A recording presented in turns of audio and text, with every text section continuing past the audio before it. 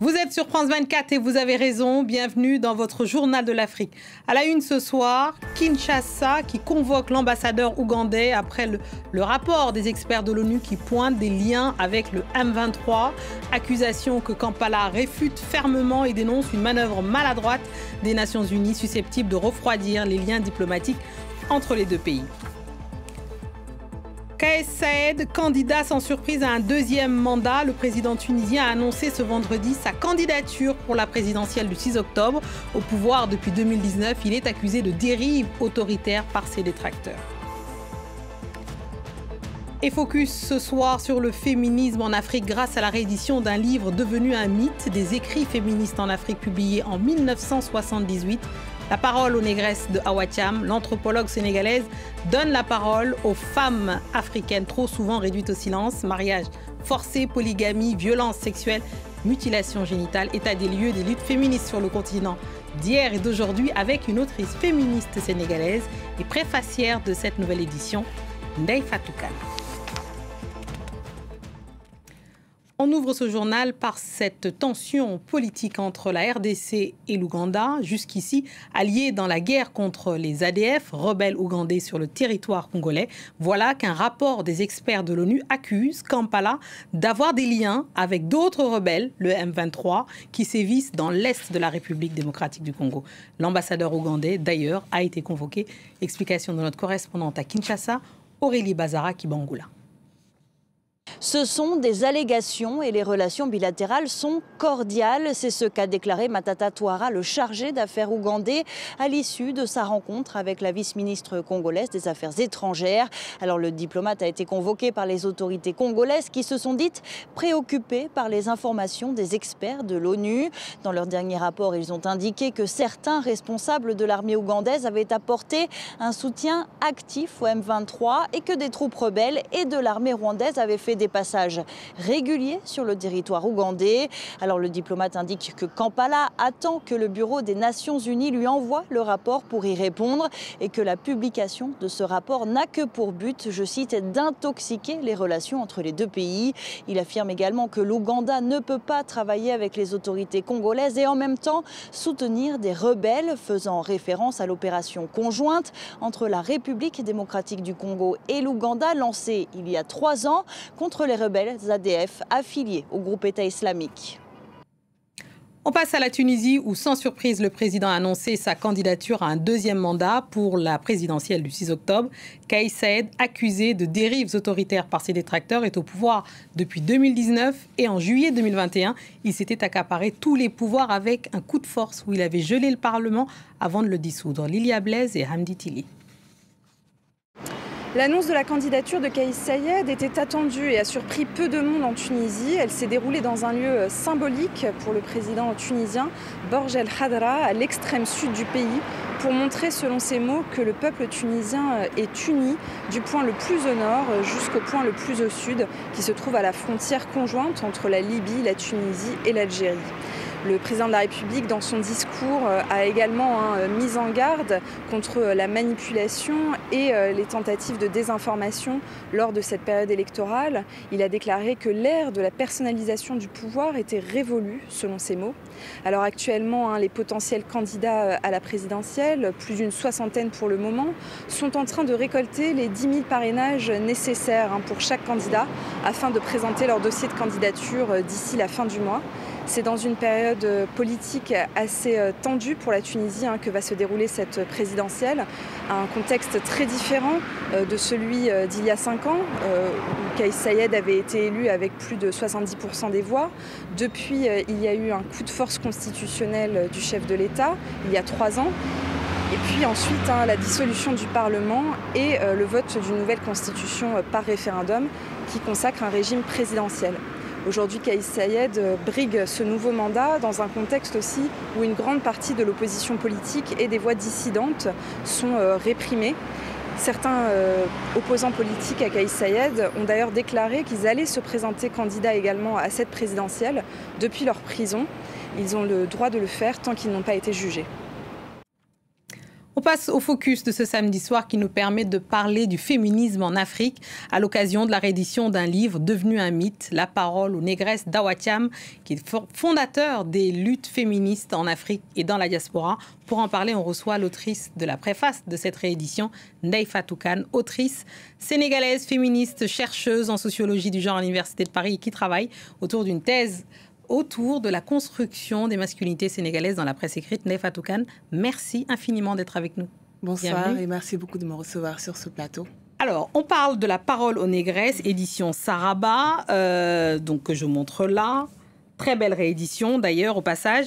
L'anthropologue sénégalaise y expose les mots des femmes en 78, du mariage forcé à la polygamie en passant par les mutilations génitales. Un exposé scientifique rigoureux, révolutionnaire pour l'époque. Dites-nous pour commencer comment vous avez découvert Awa Thiam et son ouvrage, sachant que vous êtes une autrice féministe sénégalaise et qu'en fait c'est à Paris que vous l'avez découverte. Alors, merci beaucoup de me recevoir sur ce plateau pour parler de ce livre que je qualifie de livre compagnon. Parce que c'est un livre qui m'accompagne depuis bientôt 9 ans, depuis que j'ai commencé ma posture féministe, pour ne pas dire combat. Je découvre Awa Thiam dans un contexte migratoire.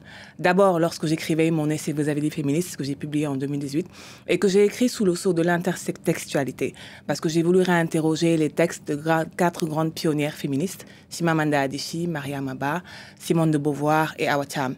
Et lorsque j'écrivais ce livre, une amie que je remercie vraiment beaucoup de m'avoir initiée à la théorie d'Awa Thiam m'a dit, mais puisque tu interroges des textes pionniers, tu devrais parler d'Awa Thiam. Et moi, je me suis dit, mais en 30 ans de vie, moi qui ai vécu presque toute ma vie et qui est débarqué en France à ma majorité, je n'ai jamais entendu parler d'Awa Thiam, je n'ai jamais croisé sa théorie, je n'ai jamais vu sa photo. Et je lui dis, mais elle me dit La parole aux négresses, et elle me met le livre entre les mains pour me dire, mais en fait, il faut que tu en parles. Et c'est là que mon histoire avec ce livre débute. Et je remercie infiniment les éditions Saraba, à noter qu'il a été réédité en France et au Sénégal. Et je me dis que c'est super que ce livre ait deux nouvelles vies. Après, vous avez dit féministe, je commence ma recherche sur le genre à l'OHESS. Et là, avec un séminaire théorie à l'intersectionnalité, je redécouvre Awa Thiam. Donc là, depuis là, Awa Thiam m'accompagne. Alors, c'est intéressant parce que effectivement, ça dit beaucoup de l'histoire de ce livre qui est devenu, je le disais en préambule, un mythe, parce que ce livre n'était plus disponible.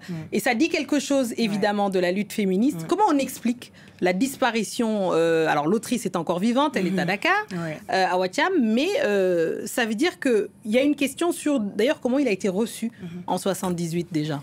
Alors, des fois, j'ai l'impression que c'est moi qui ai écrit le livre, parce que je réponds à la place d'Awa Thiam, et c'est bien de le souligner d'ailleurs, parce que quand on parle souvent des pionnières, on les inscrit dans un passé lointain. Awa Thiam est encore là. Awa Thiam fait encore partie de nous, et beaucoup ont parlé de réhabilitation. Et moi, je me dis non, il faut réinscrire Awa Thiam dans nos pratiques féministes. Alors, comment ce livre a été reçu, encore une fois, je ne vais pas prendre le risque de parler à sa place, mais du peu que j'en sais, du peu que j'en ai lu, Awa Thiam a été beaucoup critiqué. Parce que, comme vous l'avez dit très justement, ce livre est scindé en 2 parties. Il y a les récits de vie, les mots des négresses, les mots M-O-T-S et les mots M-A-U-X. Donc, entre ces deux-là, entre les récits de vie, entre la théorie et puis les interviews qui permettent aux femmes de se raconter vraiment avec leurs mots très simples, sans phare. Et moi, en faisant un peu une lecture historique, je me dis, mais comment est-ce qu'il a été reçu à l'époque ?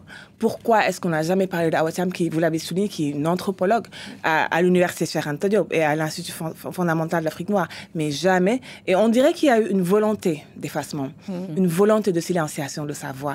Et ça, je me dis vraiment, c'est très bien que l'on reparle encore d'elle.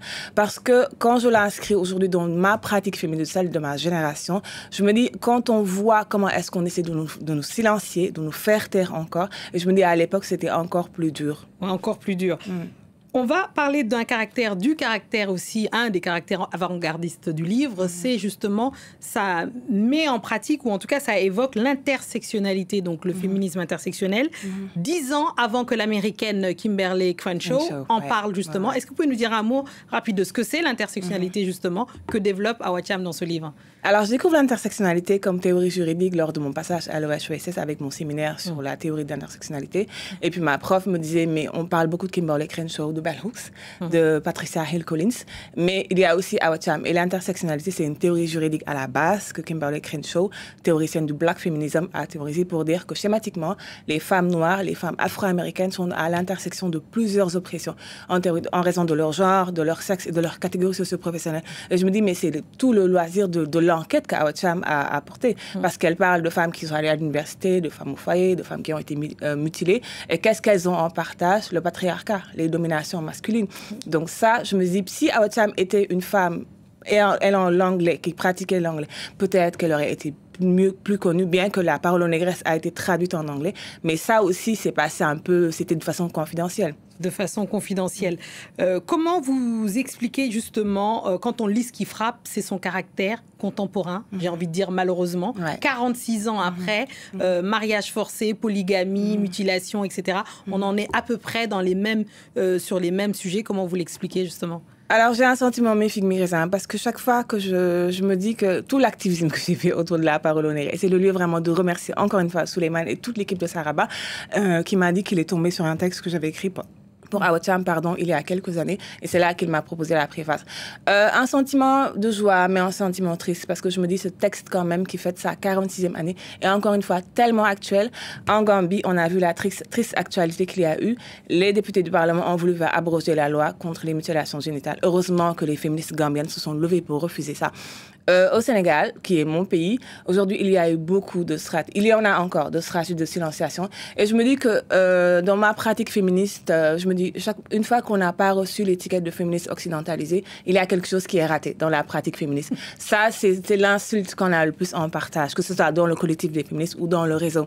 Donc ça, je me dis que, en lisant ce que ces femmes ont dit, mais je me dis, qu'est-ce qu'elles ont dit de grave? Et je le dis dans la fin de ma préface, un collègue de Awacham, que je ne nommerai pas, a qualifié les écrits de Awacham d'écrits infantilisants, Awacham qui était une femme sénégalaise pieuse. Donc, on dirait on ne peut pas être une femme sénégalaise, une femme pieuse, et questionner ce statu quo-là. Et encore aujourd'hui, au Sénégal, il y a une sorte de statu quo, d'une volonté de silenciation des femmes sénégalaises et de recul des droits.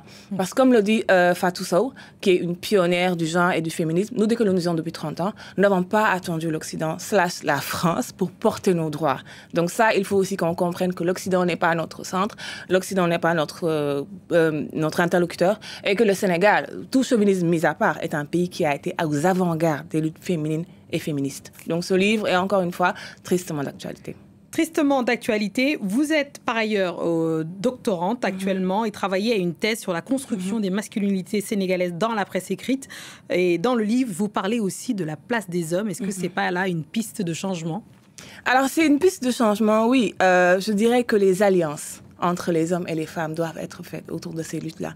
Parce qu'en commençant ma lutte, parce que je dis que le privé est politique, je le lis intimement à ma vie de jeune femme sénégalaise, parce qu'il y va de nos vies. Les hommes pensent que les luttes féministes sont uniquement féminines. Alors que je me dis souvent, quand on est dans une position de dominant, quand on a des privilèges, on ne les questionne pas. Donc, il faudrait que l'on renverse le paradigme pour que les hommes comprennent aussi que ces privilèges sont sous le sceau du patriarcat et qu'il faut qu'on opère une alliance. Mais c'est pourquoi je me dis qu'il faut aussi qu'ils lisent ce texte et qu'ils sachent qu'il y a des féministes comme Awacham qui n'ont pas attendu la France pour porter des luttes. Eh ben, le message est passé, j'en suis sûre. Merci beaucoup, Ndeye Fatou Kane, d'être venue. On salue Awacham, qui mériterait une place, je suis sûre que vous serez d'accord, plus grande dans le patrimoine, j'allais dire, national sénégalais, mais aussi africain et mondial. Merci infiniment. Merci. C'était La Parole aux négresses, édition Saraba. Et on se quitte ainsi, c'est la fin de ce journal de l'Afrique. Merci à tous ceux qui nous ont suivis partout, de Dakar à Paris, en passant par tout le Fouta. On embrasse tout le monde. Merci beaucoup.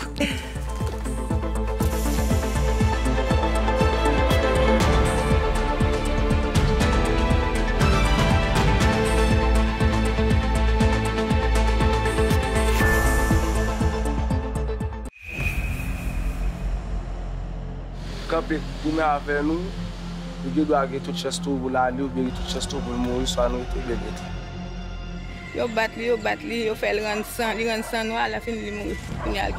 Il tombe mourir tout. Mais il a vu m'a cherché.